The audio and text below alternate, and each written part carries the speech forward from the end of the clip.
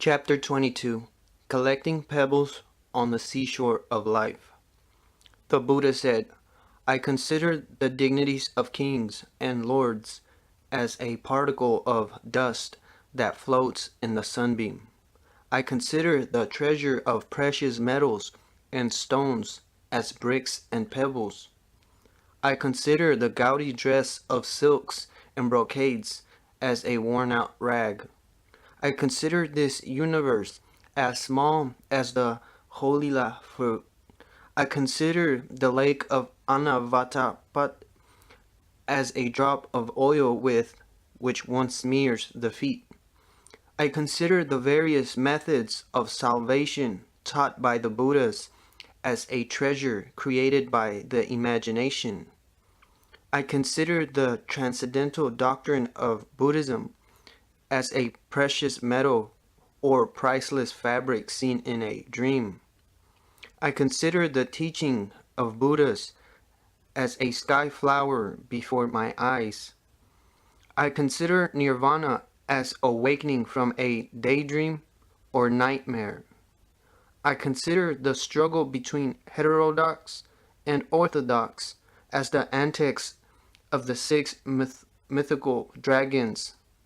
I consider the doctrine of sameness as the absolute ground of reality. The Buddha is the greatest anarchist in human history. He does not believe in any rule from the outside. To help you become free from the outside, he teaches you an inner rule, an inner discipline. Once you have learned the ways of the inner discipline, he is there, ready to destroy that too. Because either you are ruled from the outside or from the inside. You are a slave. Freedom is only when there is no rule. So the inner discipline is just a step to get out from the outer domination of the society, of the state, of the masses, civilization, culture, etc. Once you are free from the outer domination, then Buddha starts destroying your inner discipline too. That's why I call him the greatest anarchist ever. There have been people who have taught that no outside rule should exist, but Buddha is alone in teaching that even the inside rule is a form of slavery, a subtle slavery. No discipline is his discipline. And when a person is absolutely without any discipline, then there is beauty, because then there is freedom. Then one acts spontaneously, not according to any rule imposed by others or imposed by oneself. Then one simply acts out of nothingness. Then the response is total. Nothing is being held back. And there is no enforcement of any sort. There is no violence. There is tremendous grace. There is benediction. Because now the actor has completely disappeared. The doer is no longer there. If you are trying to discipline yourself, the doer remains in a subtle way. If you are trying to discipline yourself, you remain schizophrenic. You remain divided. A part of you disciplines you, another part is being disciplined by you. So one part becomes the master and another part becomes the slave. Again, there is division. Again, there is duality. Again, you are not one. And there is bound to be conflict in this duality, because in reality you are one, and this duality is a fiction. Who is trying to rule whom? Who is there to be dominated by whom? There is only one existence inside, one being. To bring any sort of discipline means to divide that unity, and that division is misery. That division is hell. So first Buddha says there is no God. Because if there is a God and any belief in God, then man can never be free, because then there is a dominator, a dictator. With a God in the world, there can be no democracy. Impossible. If God has created man, then of course he is the ultimate power. If he is omnipotent, omnipresent, omniscient, then how can freedom exist? You are never left alone. He is everywhere. That's what the so-called religious people teach. They say he is looking at you wherever you are. In the most private situation also, he is there, watching you constantly. His eyes follow you. This seems to be a very dangerous teaching. It means you don't have any freedom. It means you don't have any privacy. God is like a universal peeping Tom. He is always there, at the keyhole. You cannot escape from him. His very presence is destructive. His presence means that man has no freedom. Nietzsche's declaration that God is dead and now man is free has a Buddhist tone to it. That's what Buddha has said. God is not, and there is freedom. Freedom means you are not created by anybody, and you are not dominated by anybody, and you are not manipulated by anybody. To Buddha, freedom is God. Try to understand it. It is difficult because Buddha uses such terminology that it becomes very difficult for childish minds to understand. The childish mind can always understand that there is a God dominating you, looking after you, compassionate, kind, great. The Father, the Mother. These are childish ways to understand the truth. Buddha says there is no God, and freedom is absolute. That absolute freedom is Buddha's God. Freedom is God. Freedom is divine. So first, he takes away all outer beliefs. There is no need to believe in a God. The belief itself will become the barrier. The ordinary religions have taught people that you become religious only when you believe. If you don't believe, you are irreligious. The West is completely unaware of a great religion that has existed in the East, which does not require any belief. In fact, it says belief is a barrier. A religion without belief is very difficult for a Christian or a Mohammedan and a Jew to conceive. It was even difficult for Hindus and Jainas to conceive. Buddha is a great revolution. He brings a very radical outlook. He says all beliefs are dangerous. You should not believe. You should see. Doubt is better than belief. Doubt can never hinder you. Doubt remains open. Belief is a closing of the mind. Then the aperture is closed. Then you don't look. In fact, a man who believes becomes afraid to look. Maybe the truth is against his belief. Then what to do? He closes his eyes. It is easier to protect one's belief with closed eyes than with open eyes. Who knows? The truth may not coincide with your belief. The truth may shatter your belief. The truth may be against your belief. It may not be Christian. It may not be Hindu. It may not be Mohammedan. Then what will you do? So it is better to remain with closed eyes. A man with belief becomes afraid. He does not seek, and he does not inquire, and he does not search. He never explores. He remains stuck with his belief. He holds his belief to his heart. This is out of fear. Religion is not out of fear. At least real religion is not out of fear. At least it should not be out of fear. Real religion is fearlessness. And with a God, how can you be fearless? The Jewish God says, I'm very jealous. Don't worship any God other than me. I'm very jealous. And if you worship any other God, I will destroy you. Now these words look very political and very stupid. And to put these words into the mouth of God himself is sheer nonsense. God saying, I am jealous, then God seems very human.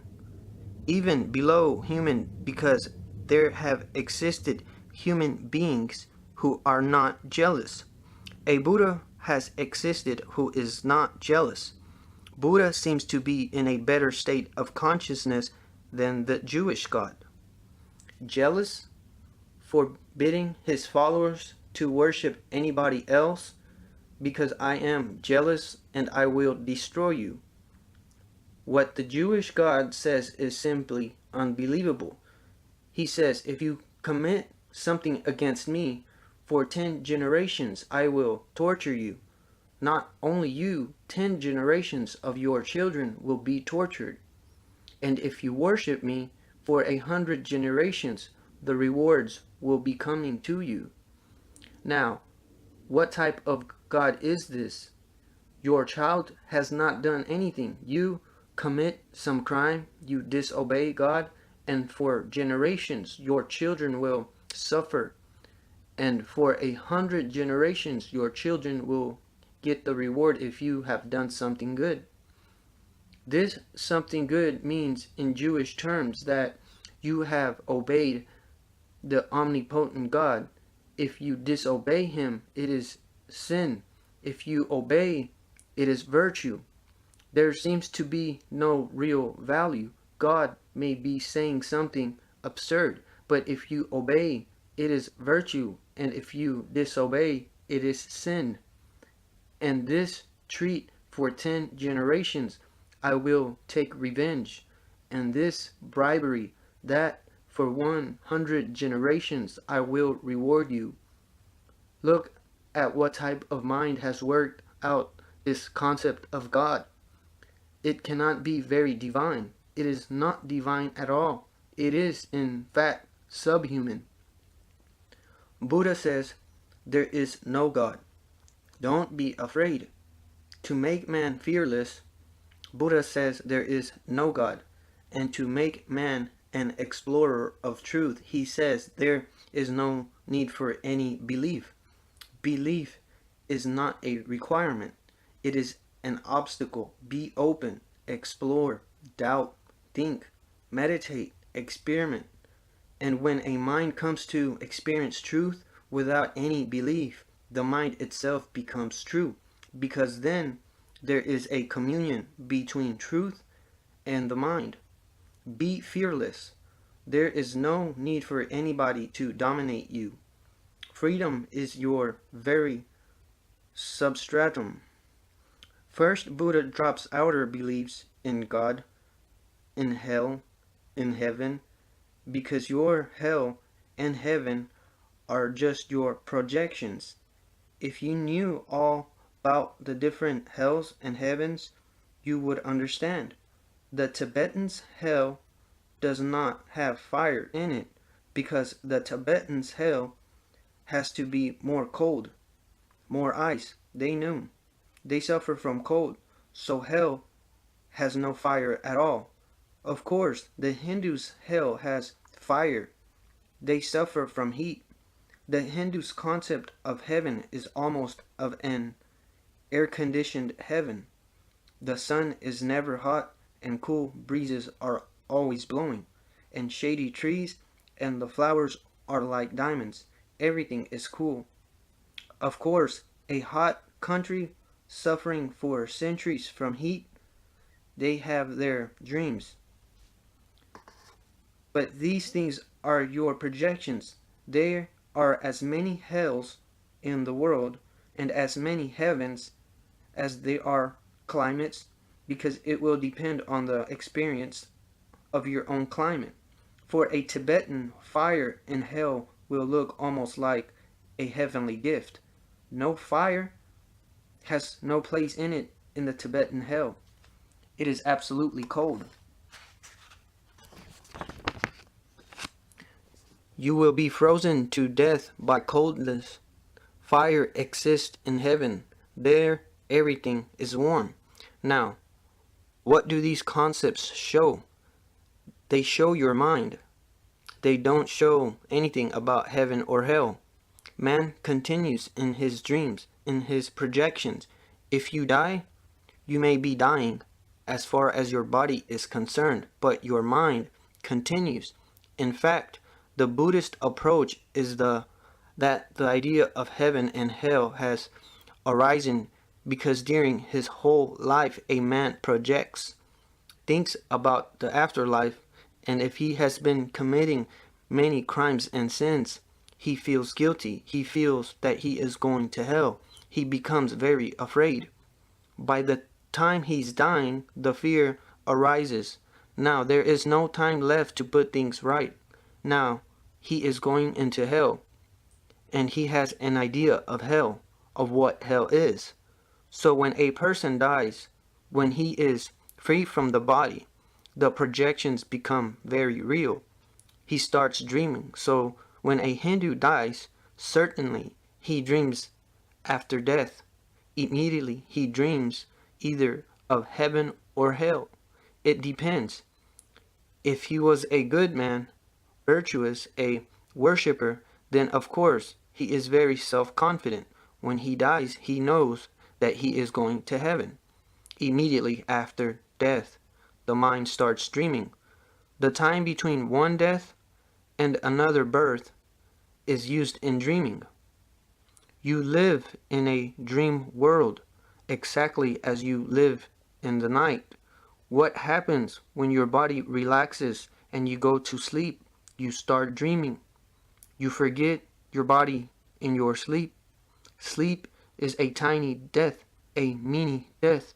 You forget your body. You don't remember your body at all. You become just your mind, as if the mind is no longer burdened by the body and the reality of the body. The mind is freed. There is no pressure on the mind of the bodily reality of objective reality. Mind is freed, and suddenly you start dreaming. Of course, your dream is your dream. It has nothing to do with any reality whatsoever. When you die, this is exactly what happens, and it happens in a bigger way. Once you die, all the pressure of bodily reality and objective reality disappears. The mind is free to dream. Even in sleep, there is a burden. Even in sleep, you are connected with the body, but in death, you are disconnected completely. Now the mind is completely free. Like a balloon, it starts rising into its projections. So if you have lived a bad life, when I say if you have lived a bad life, I mean if you think your life has been bad. If you have been taught that this life is bad. For example, if a Johnny has been eating meat, he will suffer hell after his death. But not a Mohammedan, not a Christian, not a non-vegetarian who has never thought about it. He will not suffer hell. But a China is bound to suffer hell if he has eaten meat. His idea will make him guilty. The guilt will be there, and the guilt will project. He knows what hell is, and the hell will be projected. Between death and birth, there is a great dreaming time, and you can live long in that dream time, because the dream time is absolutely different from your waking time. Have you sometimes observed that you are just sitting in your chair and for a minute you fall asleep and you dream? And the dream is so long that it takes years in dream time.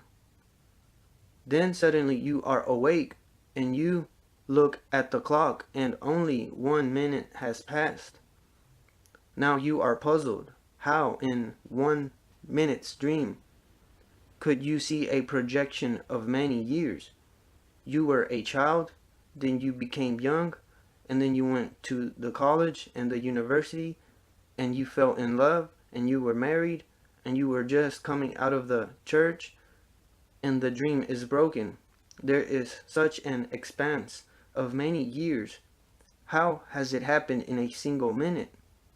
Dream time is different from actual time. It can happen in a single minute.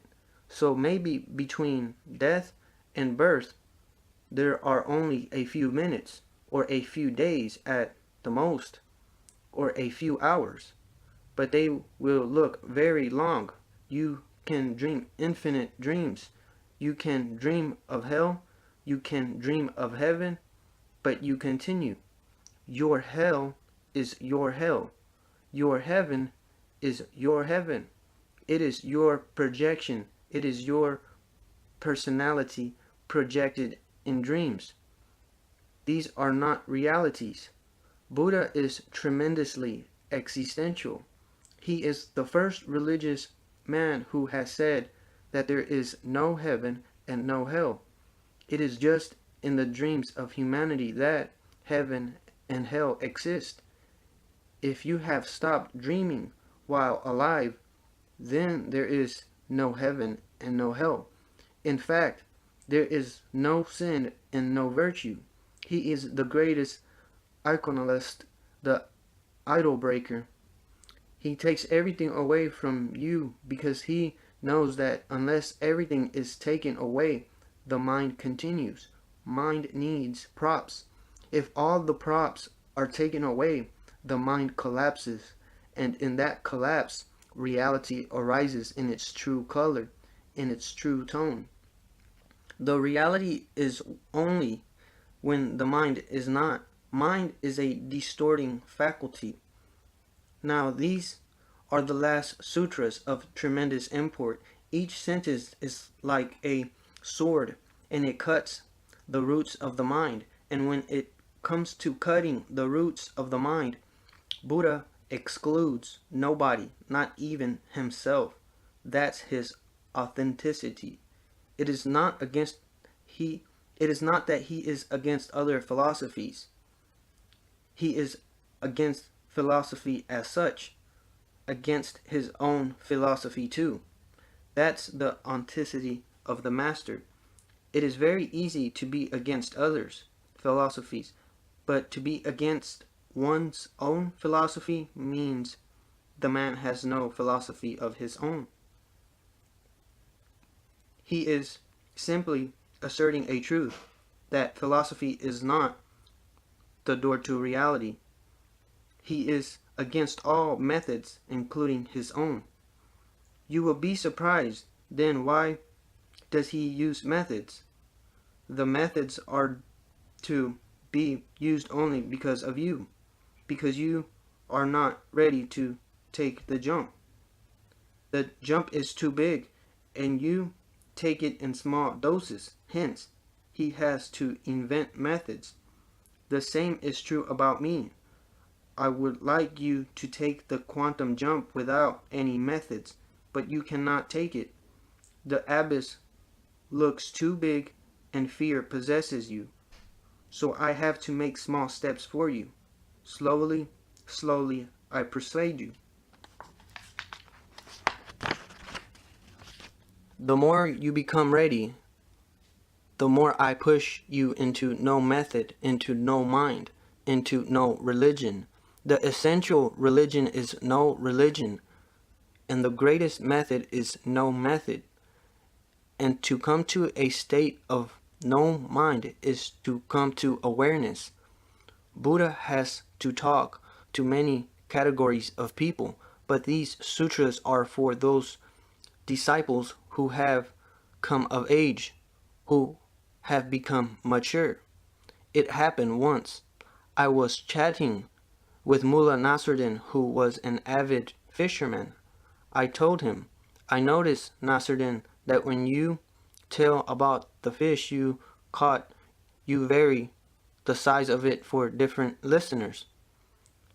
Yes, he said, I never tell a man more than I think he will believe. And that's what Buddha is doing too.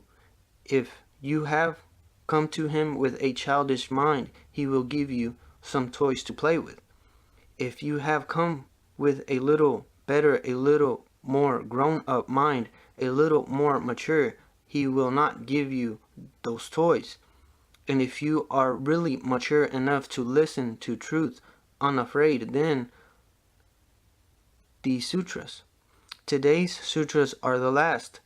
They are meant only for very grown-up people, so listen to them very attentively. It is said that once Jesus' disciples asked him, have you brought a message of peace to the world? He said, no, I don't bring peace. I bring a sword. A sword? And Christians have puzzled over it down through the centuries because it doesn't look right. Jesus is the messenger of peace, and he says, no, I have not brought peace to you, but a sword. And he says, I will teach you how to hate your mother, and how to hate your father, and how to hate your wife, and how to hate your husband, and how to hate your children.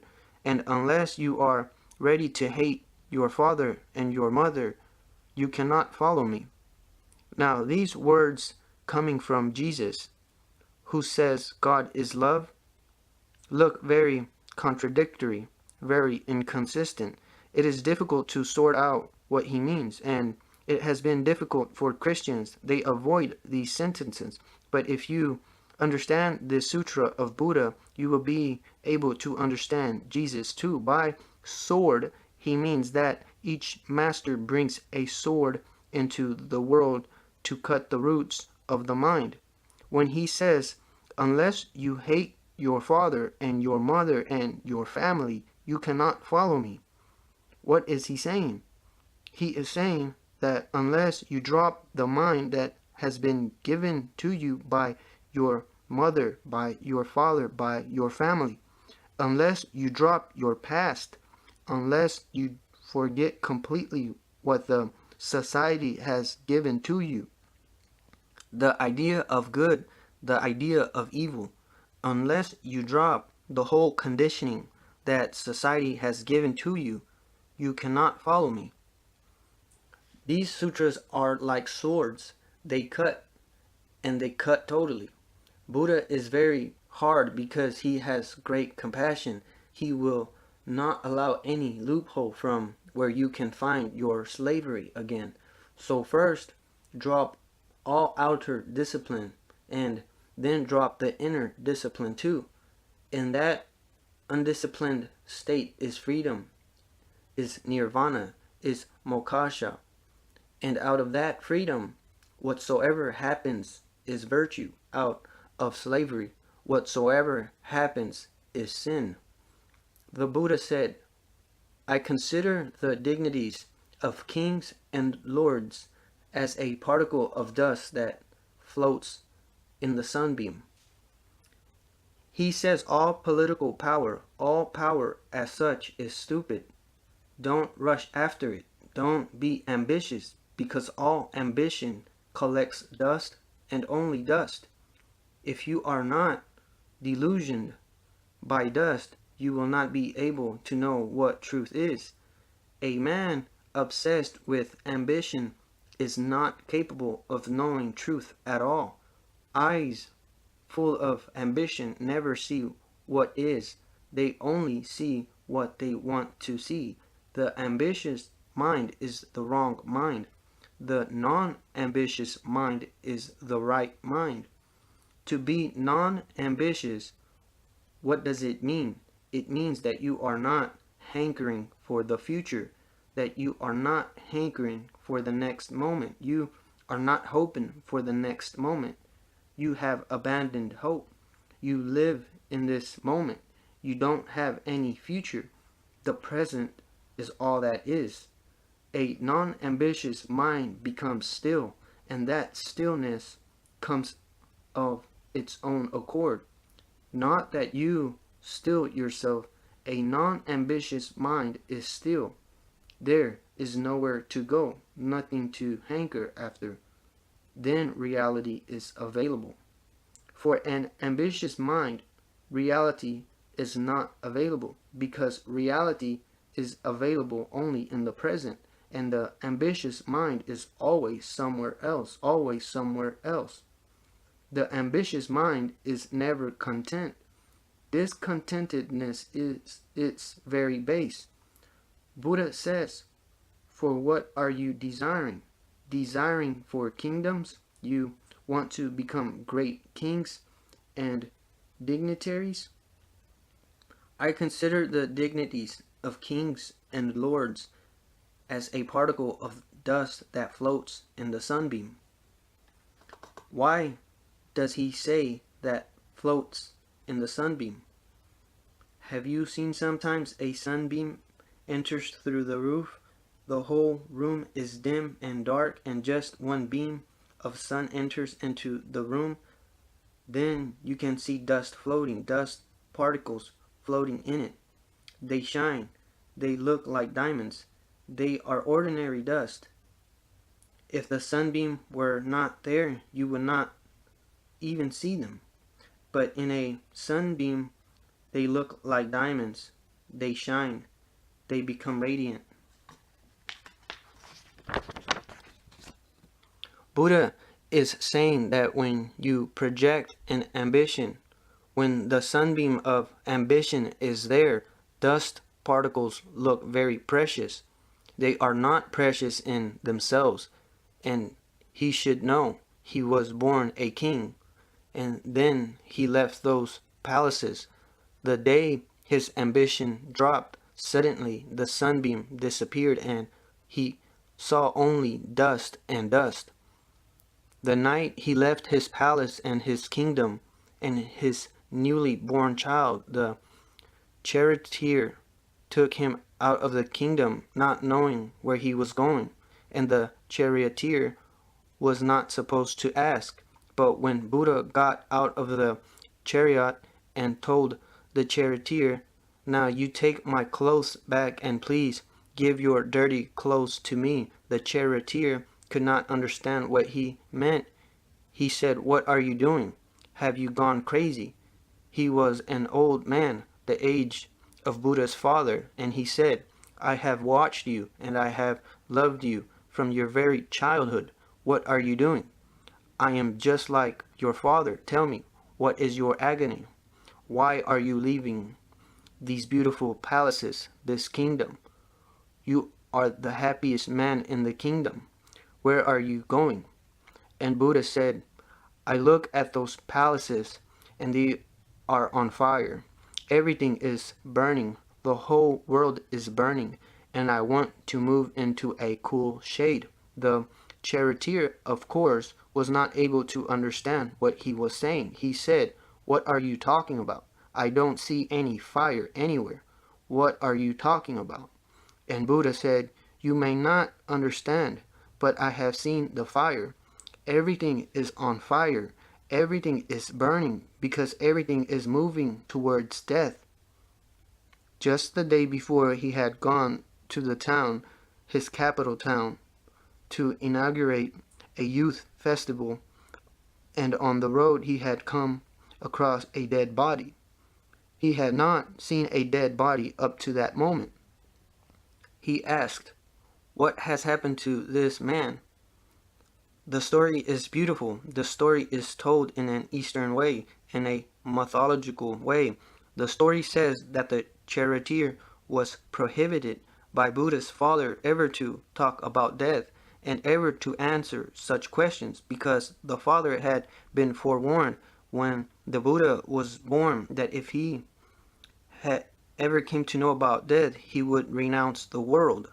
So the charioteer was not going to say anything, But the story says that one god, looking at this, entered into the charioteer's body, seeing that the moment had come when Buddha was ready to renounce, and only through that renunciation was he going to realize the rare moment of existence had arrived.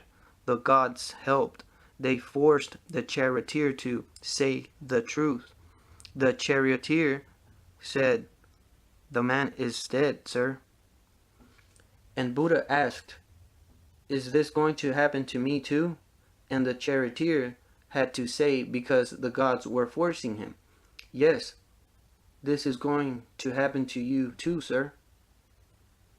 Buddha said, "Then return home. Then there is no point in going to inaugurate the youth festival. I am no longer young. Seeing death, I have become old.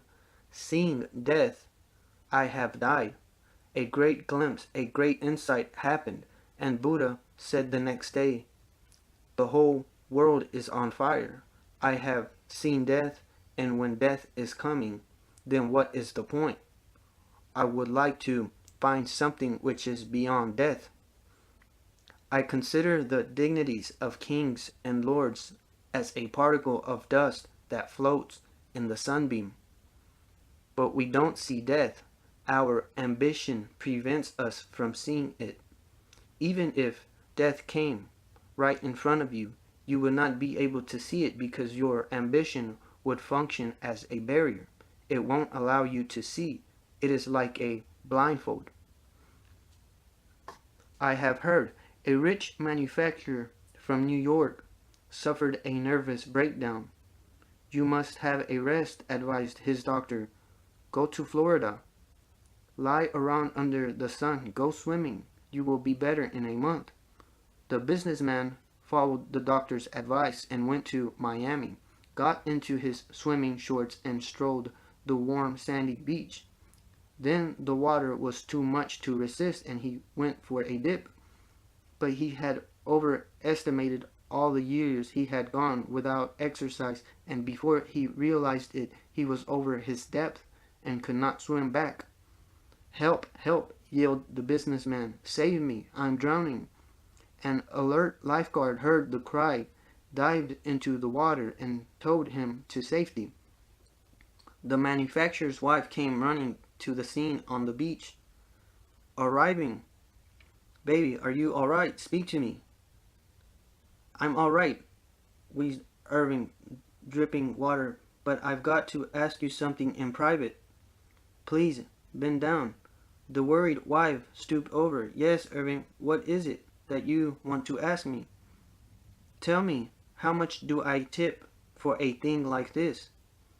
He had faced death, but he asks his wife, "Tell me, how much do I tip for a thing like this?" Life is not a problem. Money is the problem. How much do I have to tip? Even facing death, a man never realizes that the very existence of death makes his whole life meaningless. Money has no meaning when death is there. But the ambitious mind lives in a very different world. The sunbeam of his ambition makes dust particles shine like diamonds. Once the sunbeam disappears, once the ambition is not there, everything falls flat and you can see where you were going and what you were hankering for. If life is going to disappear, and it is going to disappear, it is going to move into the desert of death sooner or later. It is only a question of time. Then whatsoever you are hankering for is meaningless. Death will take everything away from you. Buddha says, "Seek something which death cannot destroy." I consider the treasure of precious metals and stones as bricks and pebbles. All your money, all your precious stones, all your bank balances, Buddha says I consider as pebbles. You are children playing on the seashore of life, collecting pebbles.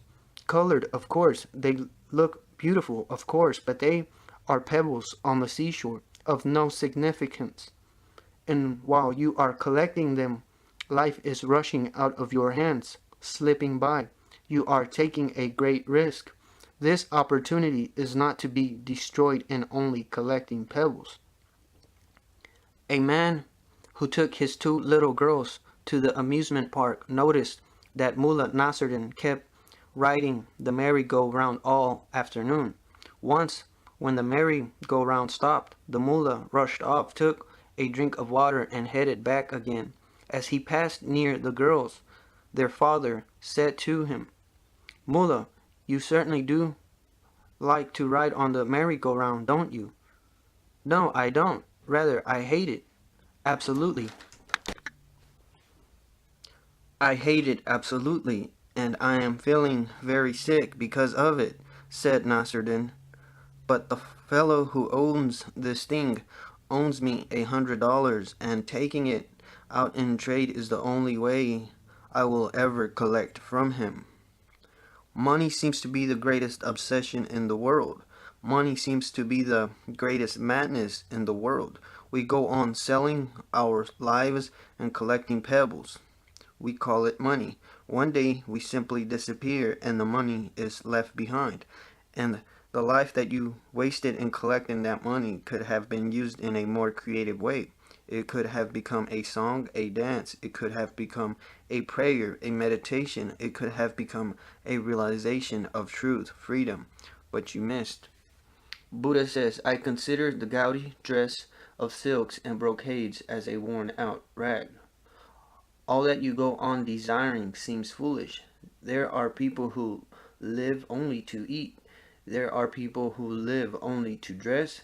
There are people who go on playing with things good when you are a child, but it seems that very few people ever become grown-ups. They certainly grow old, but very few people become grown-ups. To grow old is one thing, to become grown-up is quite another. A grown-up person is one who can see through things, can see what a toy is and what is not a toy. Small children playing, you laugh at them, but you have looked into your own life. Have you grown up at all? Maybe you have changed your toys. They are playing with toy cars and you are playing with real cars. But the play remains the same. Once I was a professor in a university, and a professor used to live just across from me. He had a car, but it was always sitting there, and he would clean it and wash it every day religiously. I became puzzled by and by because it never came out of the driveway. I inquired. He said, "You see, the traffic is such, and the car is so beautiful, and it is risky to take it to the university. You know the students. Somebody may scratch it. Then why have you purchased this car?" He said, "I love it." Now think of loving a car. But there are people who love cars, who love houses. It is not very difficult to see what has happened to them. These are the people who cannot love a person. They can only love a thing, because you can manipulate a thing, control a thing better than a person. A person is always dangerous. If you love a woman, it is always dangerous.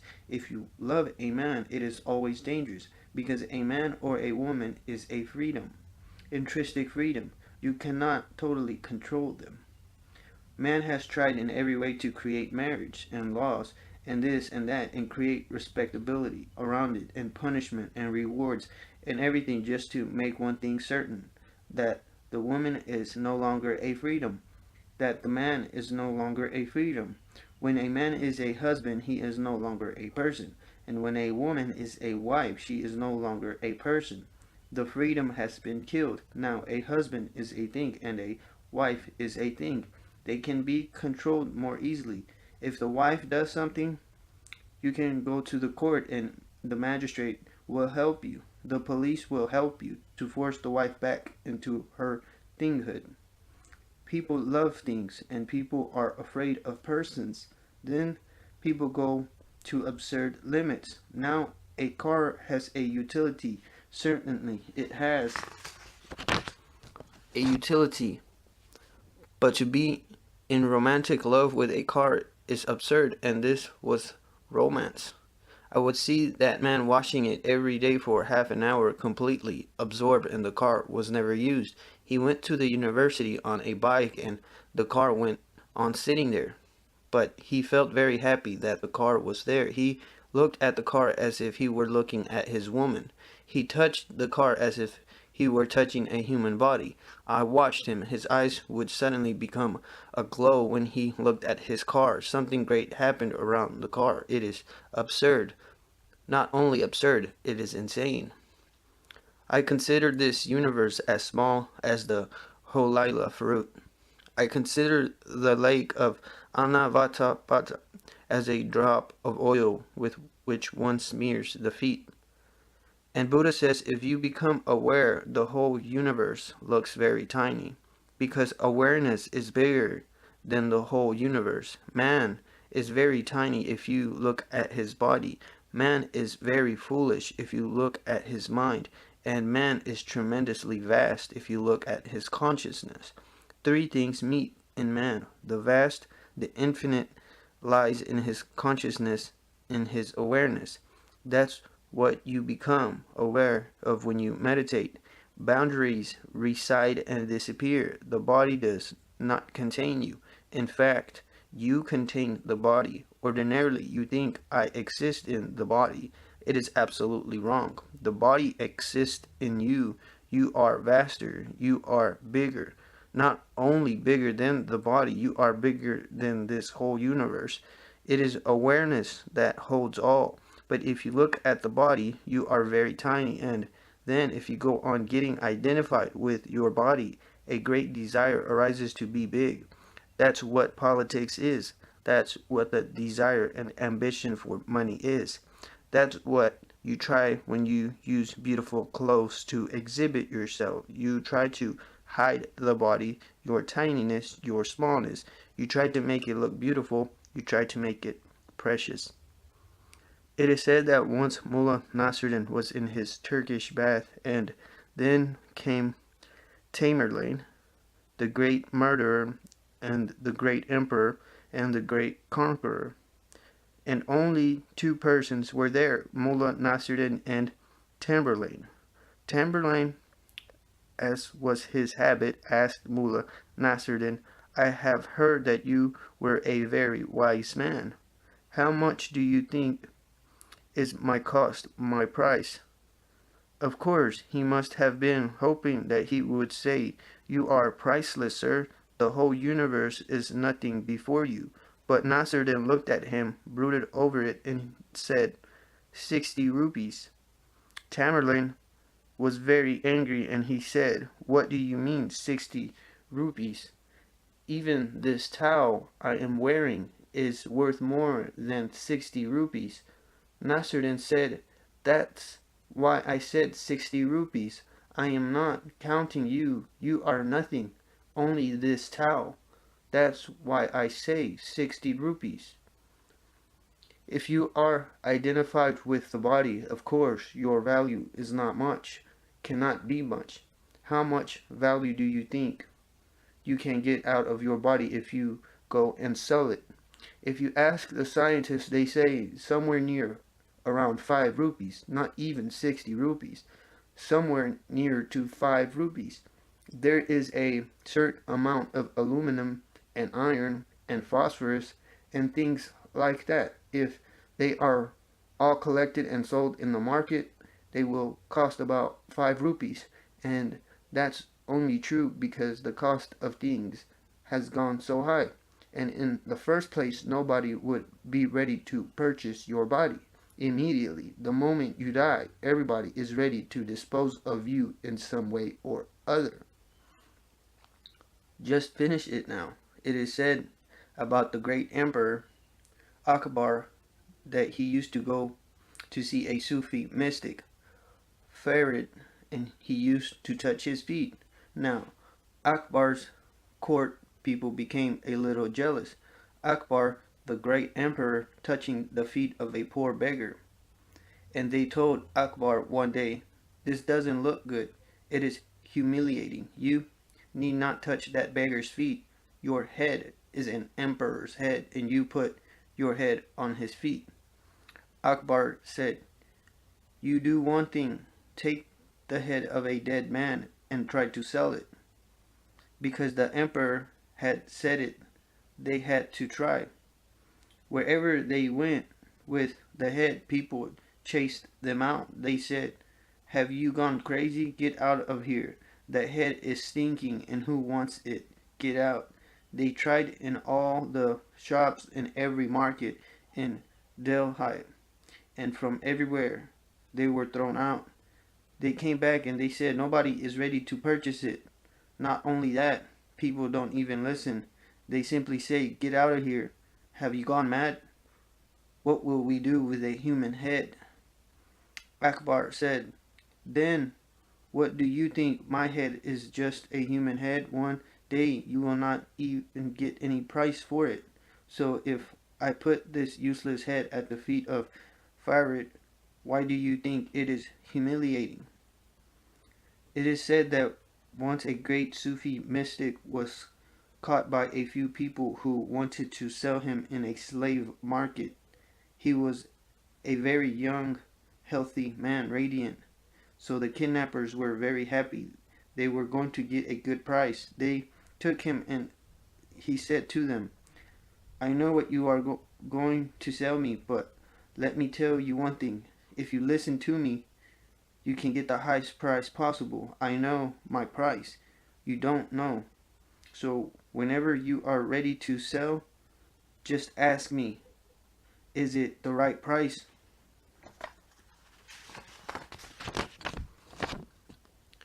After just a few hours, they came across a king, and the king said, "The man looks good. I will purchase him. I will give 5,000 rupees." It was a lot of money in those days, and they were ready to take it.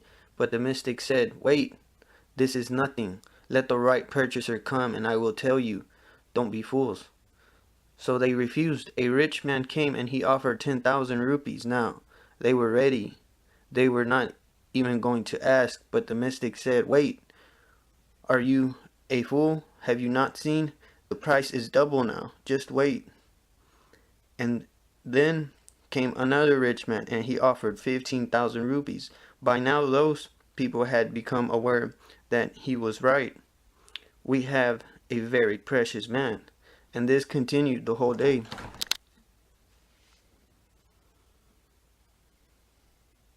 "The price is double now. Just wait." And then came another rich man, and he offered 15,000 rupees. By now those people had become aware that he was right. "We have a very precious man." And this continued the whole day. Many people offered, but the mystic was saying, "Wait, the last offer was for 50,000 rupees." But the mystic said, "Wait." After that, people started going home. The market was becoming deserted. The last man came, and he was carrying just a bundle of straw. That was the last man, and the kidnapper said, "Now, there seems to be no purchaser, and we will again have to wait for 8 days. Next week, again, there will be a market." The mystic said, "Wait, ask this man." They asked the man, and he said, "I can give you this bundle of straw. I don't have anything else." And the mystic said, "That is the right price. Sell it. This is exactly the right price. Now, don't miss this opportunity." Those people started beating their heads. They said, "We got a madman. We have lost 50,000 rupees, and now he says this is the right price." But he was indicating something. There is no price. The body is very tiny and very small. If you get identified with it, you are getting identified with the straw, a bundle of straw, or as Buddha says, a bag of skin full of filth. If you get identified with the mind, you have a little more freedom. But mind is foolish. Mind is stupid. Mind is mediocre.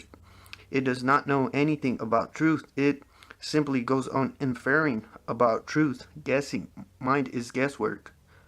Buddha says, if you get to really know yourself, then you are vast, infinite. Then you are God.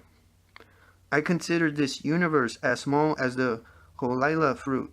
I consider the lake of Anantavapat as a drop of oil which once smears the feet. Buddha is saying if you know man in his true reality, he is so vast that the biggest lake is just an oil drop on his feet. He is so vast that the whole universe is smaller than him. I consider the various methods of salvation taught by the Buddhas as a treasure created by the imagination. This is the sword. It cuts everything from the roots. Now he says, I consider the various methods of salvation taught by the Buddhas as a treasure created by the imagination. All methods are created by the mind, so they cannot lead you beyond the mind. That which is created by the mind cannot be led you beyond it. To go beyond it, you will have to leave all that is created by the mind. Methods are also created by the mind. Yoga, Tantra, Yantra, Mantra, all methods are mind creations, imagination, beautiful imagination, sweet dreams, golden dreams, and of course, they are created by Buddhas. To bring you out of your body, the mind is used. So there are a few techniques to bring you out of the identification with the body. Then to bring you to the very boundary of the mind, there are other methods which take you to the very brink of where mind ends. Then you have to jump out of the mind, of course, by jumping out of all methods. I consider the various methods of salvation taught by the Buddhas as a treasure created by the imagination. I consider the transcendental doctrine of Buddhism as a precious metal or priceless fabric seen in a dream. Buddha says, even what I am saying to you, maybe it is very precious, but it is precious metal or precious stone seen in a dream. That's what I say to you always, that truth cannot be uttered. The moment you uttered it, it becomes a lie. Truth cannot be said. The moment you say it, it is almost part of a dream now, no longer truth. The Zen Buddhists say Buddha never was born, never walked on earth, never taught a single teaching, never initiated anybody to his sannyasin, and still they go and worship Buddha. Rinzai used to say that it looks absurd. One skeptical philosopher came and he heard Rinzai saying that Buddha was never born, and just behind Rinzai was a great statue of Buddha. The thinker waited, and Rinzai said that Buddha never taught anything. In fact, he never existed. So how could he teach? And then, when the sermon was over, he went to the statue, touched the feet, and offered a few flowers. The skeptical thinker said, wait, now there is a limit to everything. This is too much. You say this man never walked on the earth. You say he never taught. You say, in fact, that he was never there. And now, whose feet are you touching? Whose feet are you touching? And to whom are these flowers offered? And Rinzai laughed and he said, I am offering these flowers to this man because he taught, and he said, I have not taught you anything. He was born, and yet he said, that which is born is beyond birth and death. He walked on the earth, but still, deep inside, he remained immovable. He never walked. The wheel moved. The hub remained in its place, centered.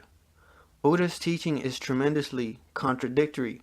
First, he teaches you, do this, do that, and then he suddenly says, drop all. Now, the boundary of the mind has come. Now drop this last dream too. I consider the teaching of Buddhas as a sky flower before my eyes. Have you sometimes watched sitting by the shore on a beach, look into the sky, and you will see flowers moving in the sky? Now scientists say they are ions.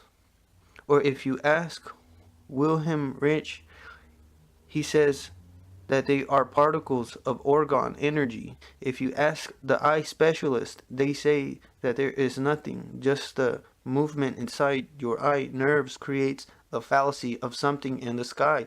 You can press your eye with a finger and then you can see those flowers more. These are called sky flowers. They exist not, but you can see them. And if you move your eyes, they will come down and they will go up.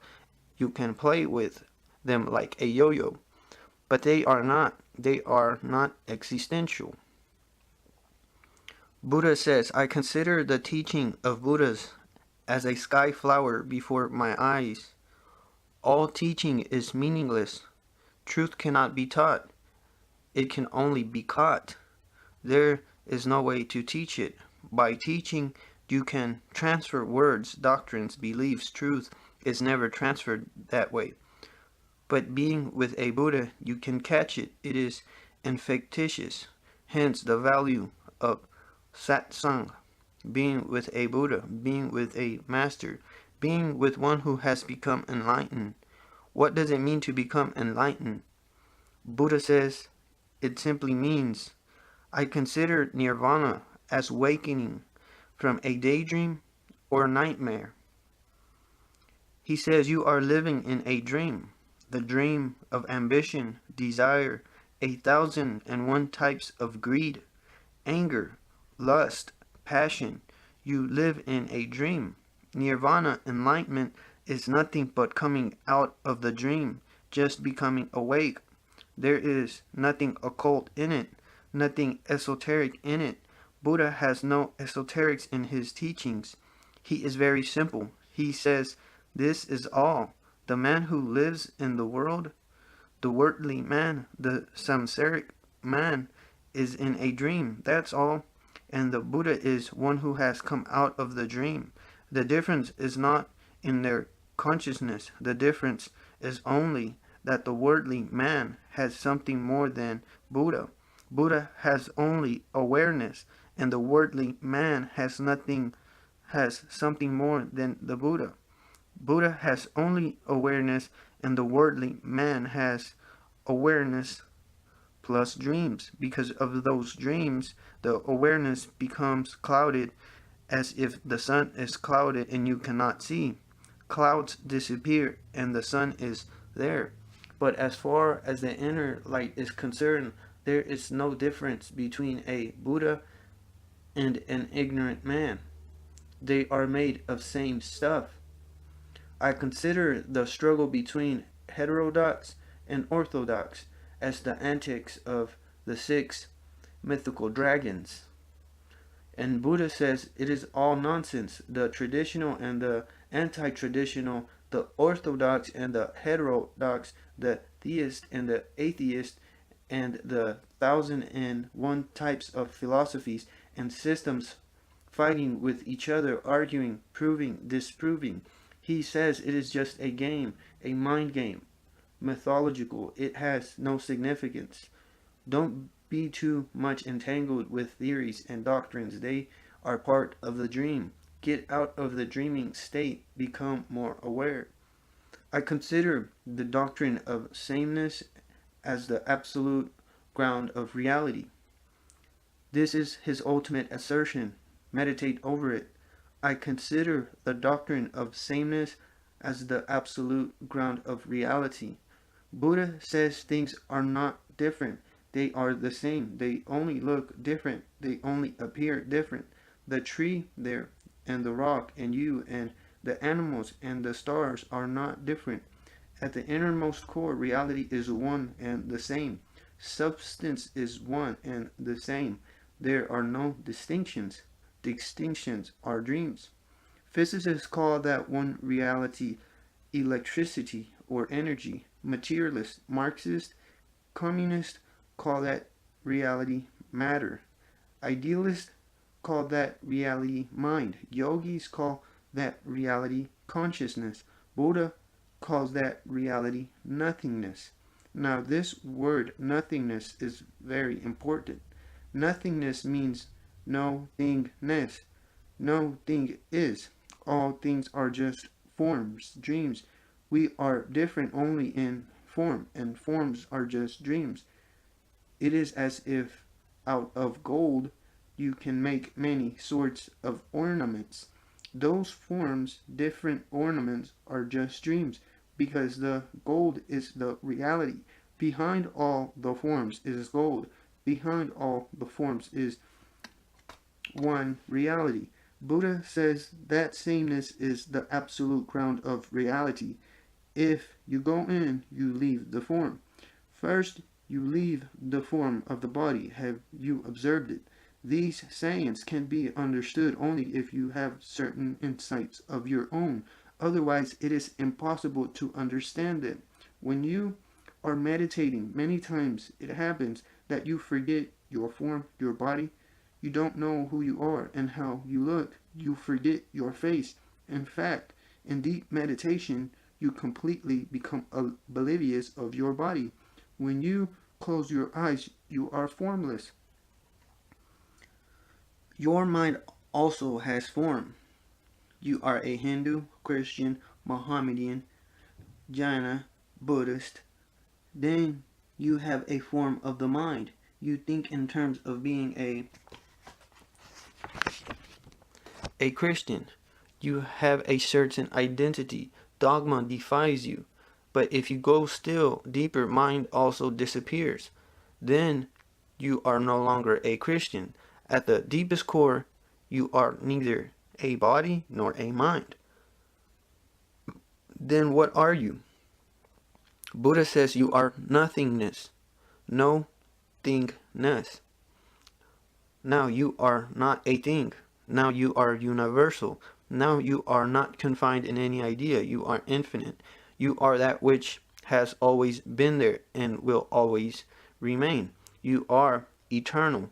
Then there is no birth to you and there is no death to you. You are like the sky. Clouds come and go and the sky remains untouched by them. Millions of times clouds have come and gone, and the sky has remained pure and virgin. It has not been corrupted or polluted by them. You are the inner sky, and when all forms disappear, the inner and the outer also disappear because they are also forms. Then there is nothing inner and nothing outer, oneness, sameness. Buddha does not call it God, because to call it God, you may start thinking again of form, but that's exactly what the word God should mean. It should mean the sameness that exists in all. God should mean existence. Einess, the tree is, the rock is, the cloud is, the man is. Forms are different, but isness is the same. As far as business is concerned, a tree and you are the same. The form is different. The tree is green and you are not green. And the tree has flowers and you don't have any flowers. And the bird can fly into the sky and you cannot fly. But these are differences of the form. Isness is the same. To look into that isness is what meditation is all about, and to come to realize that isness is nirvana. This is the last message, the last sutra of this sutra of 42 chapters. This is the 42nd sutra, Buddha's ultimate message. I don't think you will be able to understand it right now. Intellectually, of course, you can understand it, but the real understanding has to be existential. That will come only if you follow the path of inner discipline to the point where you can drop it. If you follow the path of meditation to the point where even meditation becomes a hindrance and you drop it, it is as if you move on a staircase from one floor to another, but when you have reached the next floor, you get off the staircase, you don't cling to it. All methods are staircases, or in Buddhist terminologies, all methods are like boats. You cross the river and then you leave the boat and you forget all about it. Methods have to be used and then dropped. It has to be remembered from the very beginning, because there is every possibility that you may become too attached to the method. You become so attached that the method becomes a clenching. You start possessing it and it starts possessing you. Then the medicine has become a disease. It happens that you are ill. You take medicine, then illness goes, but you cannot leave the medicine now. You have become accustomed to the medicine, to the drug. When the illness has gone, throw the medicine immediately. Meditation is a medicine because you are ill. You have to use it. When wellness has come, then drop it immediately. All devices have to be dropped one day, and all scriptures have to be dropped one day. This is the greatness of Buddha, that he says that even his teachings, his methods have to be dropped. When Zarathustra was saying goodbye to his disciples, the last thing that he said to his disciples has to be remembered. Keep it in your heart. This is what Buddha is saying in the last sutra. Said Zarathustra to his disciples, now I am going, and this is my last message. Beware of Zarathustra. And he left. Beware of Zarathustra. Be aware of the master, because you can fall in love too much. You can become too attached. The real master is one who helps you to fall in love and then helps you to stand on your own so that you can leave the master. A real master never becomes a crutch for you. Never. Before he sees that you are clinging too much, he starts getting out of your life, because the ultimate goal is freedom. Freedom from all crutches, freedom from all props, freedom from every discipline, doctrine, method, freedom from all. That's the goal. Always remember that goal. Remembering that goal will help you not to go astray. A small story, and I will finish this discourse. It is a Hasid story called The Three Prisoners. After the death of Rabbi Yuri of Itztalisk, who was called the Zeraphith, one of Hasidim came to Rabbi Burham and wanted to become his disciple. Rabbi Burham asked, what was your teacher's way of instructing you to serve? His way, said the Hasid, was to plant humanity in our hearts. That was why everyone who came to him, whether he was a nobleman or a scholar, had first to fill 2 large buckets at the well in the marketplace, or do some other hard and menial labor in the street. Rabbi Burnham said, I shall tell you a story. 3 men, 2 of them wise, 1 foolish, were once put in a dungeon black as night, and every day food and eating utensils were lowered down to them. The darkness and the misery of the imprisonment had deprived the fool of his last bit of sense, so that he no longer knew how to use the utensils. He could not see. One of his companions showed him, but the next day he had forgotten again, and so his wise companion had to teach him continuously. But the 3rd prisoner sat in silence and did not bother about the fool. Once the 2nd prisoner asked him why he never offered his help. Look, said the other, you take infinite trouble and yet you never reach the goal, because every day destroys your work. But I, sitting here, am not just sitting, I am trying to bore a hole in the wall so that the light and the sun can enter and all 3 of us can see everything. Now, there are 2 types of masters in the world. The first type I call the teacher. He teaches you things, disciplines, virtue, character. But next day you forget. Again, he teaches you the same, and the next day you forget again. The second I call the master. He does not teach you virtue. He does not teach you character. He does not teach you ordinary humility, humbleness, poverty. No, he bores a hole into your being so that light can penetrate and you can see yourself. He tries to make you aware, full of light. That's the real master. In the East, we call him Satguru, the right master. Teachers are many. Satgurus are very few and far between. Remember this distinction. If you are with a teacher, you may become a good person, but you cannot become enlightened, and your goodness will always remain on top of the volcano. It can erupt any moment. If you are with a teacher, he will teach you outward things, how to discipline yourself, how to be good, how to serve people, how to be nonviolent, how to be loving, kind, compassionate. He will teach you 1,001 things. If you come to a master, he teaches only one thing, that is how to become aware, how to bore a hole in your being so light can enter into your imprisonment. And in that light, everything starts happening on its own accord.